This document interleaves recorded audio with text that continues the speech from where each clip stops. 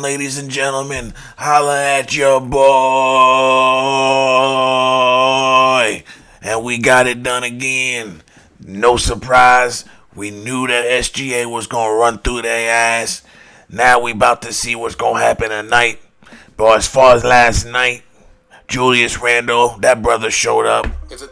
But other than that, no one else showed up. And this stupid ad just wants to start playing right now. Like, why the hell would they do that to me? But anyway, back to what I was saying. Now, Julius Randle's the only brother that showed up. I know Anthony Edwards dropped 19 points, but that's not showing up for a brother of his caliber. It seemed like he was not playing properly.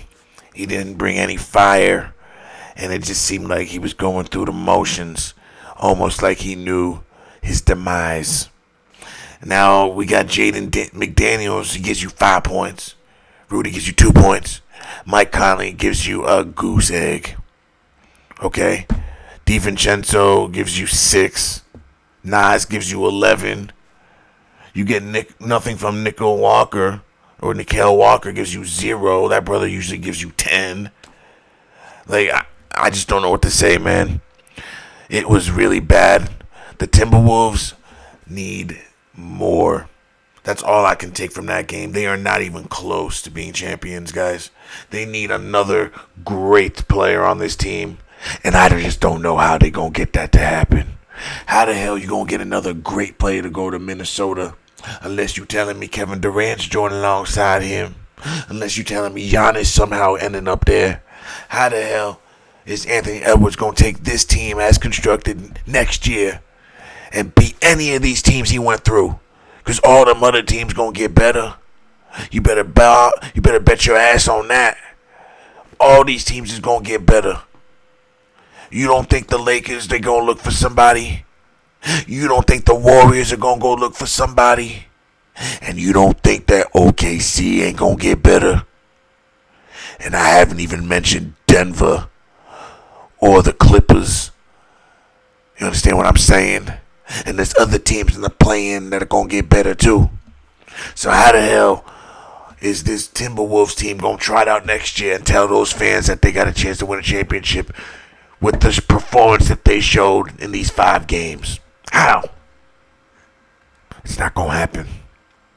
You look on this end, it's just like the Pacers when we look at their box score. 20, 19, 30, 4, 12, 11, 5 guys in double digits, almost 6 guys, almost 7 guys in double digits, actually. And that's the way you win in the playoffs. Everyone needs to get involved. It can't be a ball-dominant player. Those days are over. Halliburton, right, versus Jalen Brunson. Who's been doing better? Is it Brunson bouncing the ball out of the air? Or is it Halliburton with his 15 assists getting everybody involved and still dropping his 30? Huh? Tell me that. What's working better? You know the answer. As we can see, all the one-on-one players, they are all lost. There's not one one-on-one player that we can say had a good series. There's not one one-on-one player that we can say had a good run. It just didn't happen. And if you're expecting it to happen, you're going to be sorely mistaken. Next year and beyond and this year, you're going to see yourself a new NBA where you're going to have to scout these college players and build your team from the draft and develop your players into rightful NBA players. Sort of like what the Warriors did. The Celtics. You understand me? What the 76ers were trying to do. Something along those lines. That's how you're going to have to win. OKC, they built through the draft. That's my point. That's the new NBA. The league has changed before our eyes. Now, the teams that don't adapt and keep chasing these Lukas and LeBrons. Well, LeBron, he's more of a given player. But Luka, he's a one-on-one player. Right? Who else? Jamal Murray, one-on-one player. But he passes sometimes. So I don't want to put him in that box.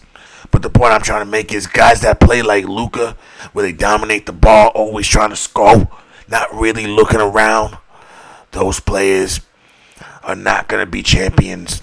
And if they do win one, it's not going to be multiple. You're going to have to do this as a collective. And these players are going to have to learn how to do that. Chet Holmgren gives you 22. Jalen gives you 19, almost 20. Hartstein's really there for rebounds and defense. He still gave you 8. Shai, SGA gives you 34. And he's been doing that except for one game. He got you with 30 points or more every game except for one. That means he just had a bad game. It wasn't anything you did. He just wasn't having baskets fall. So this poses a huge problem to the NBA. More specifically, most likely the Pacers. Because the Knicks, they don't stand a chance against Oklahoma City. They don't. I know they can come out with that 2 7-foot lineup. I know they can do that. But after that's done, who's going to guard SGA? I'll wait. Because we know who's going to guard Jalen Brunson. Probably Jalen or SGA. And what do those brothers have in common? They're both 6'6", 6'7" lengthy. And what does Jalen Brunson struggle with? Lengthy 6'6", 6'7" forwards and guards. And we've been seeing it time and time again in this series. Now, if you're a brain dead Knicks fan and you think that you're going to walk into OKC and have a chance, and you're struggling with the Pacers, who I think is a miniature version of OKC, you're sorely mistaken. I know basketball. I know football too, but I know this game. And if you think that's enough, you don't know what you're talking about. And I'm the first to say it. Looking at their bench, you got 2 goose eggs, a goose egg. Caruso gives you 8. Joe gives you 11. Wiggins gives you 5. And you got another 2. So they don't really rely on their bench. I mean, Caruso, he's a veteran, a champion. He helps more with motivating and getting guys going. This Jiang guy right here, Osumeng Jiang, he's supposed to be a better player. He's a 6'10", small forward, power forward guy. He can move a little bit. I'm surprised that he's not getting acclimated a little bit more, because that's a body you got to deal with. But the point I'm trying to make is their starting lineup does most of the damage. Any team, most likely the Pacers, that's going to beat this team, they're going to have to try to figure out a way to neutralize their first team while scoring at will. That is the way you beat OKC. If you can't do that, you might as well just give them the championship now. Don't even play. I'm not even joking, because it's going to be a long series. Now, as far as tonight, we got the Pacers versus the Knicks in the Garden. I kind of just want to pick the Pacers and take my ball and go home. As you see, the Knicks are favored by 5.5 points. This would look bad, though. If the Pacers lose this game, it's going to be that much easier for everybody to pick OKC to win the championship. But then at the same time, some could say the Knicks are better than the Timberwolves. And you might be right. As far as the box score goes, Jalen Brunson has played or has outplayed Anthony Edwards. No one would ever say that Jalen Brunson's better than Anthony Edwards, but he has surely outplayed the brother. And it hasn't been close. So that's one thing you can say. And then they got those wing guys. They got those 2 centers, right? And then they got Josh Hart. And that's the New York Knicks in a nutshell. They got 6 men that they can really count on. And then they have a few bench guys, but you can't count on them. You can only hope and pray that they can give you something. And sometimes they do, but most of the time they don't.